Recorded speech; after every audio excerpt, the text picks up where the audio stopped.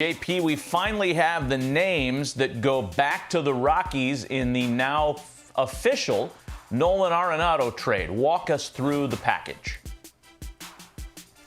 Well, Matt and Harold, good morning. Great to be with you. Of course, that level of snowfall, we call that April, where I was born in Marquette, Michigan. But as it relates to the trade of Nolan Arenado yesterday, it was a 1 for 5. So the Rockies do get 5 players back in this deal. The headliner is the left-handed pitcher Austin Gomber, who, of course, has plenty of Major League time already in St. Louis, likely to now be part of the Rockies' rotation immediately.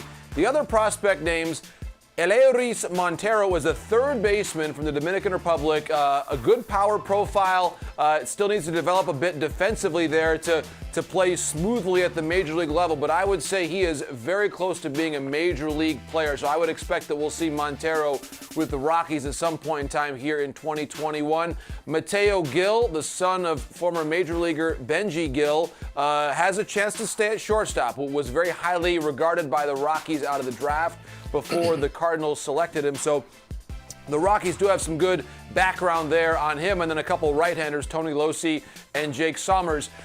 One of the key things that came out last night that I was told, guys, which I think is really important to point out, is this. Nolan Arenado's salary for this year is $35 million. And the Rockies are responsible of that $35 million for $35 million. Now, it's not necessarily all being paid out this year. Here's what I was reporting last night. The $15 million is being sent from the Rockies to the Cardinals this year. The remaining 20 is deferred. Now, the interest portion of that is not clear, but the reality is, rather remarkably, the Rockies are still covering, with some delay in terms of the deferment, the full sticker price of Arenado's $35 million salary this year. Now, the total cash amount in the deal, according to our Mark Feinsand, is $51 million, which leaves a $16 million gap.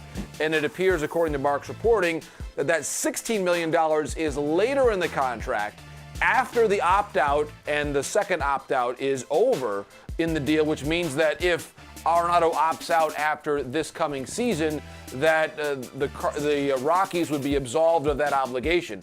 But the key thing is here that I think a lot of people will want to know is that the Cardinals, it's not as though they have him for free this year, because they still have to obviously cover the $20 million in terms of cash going out this year to pay his salary.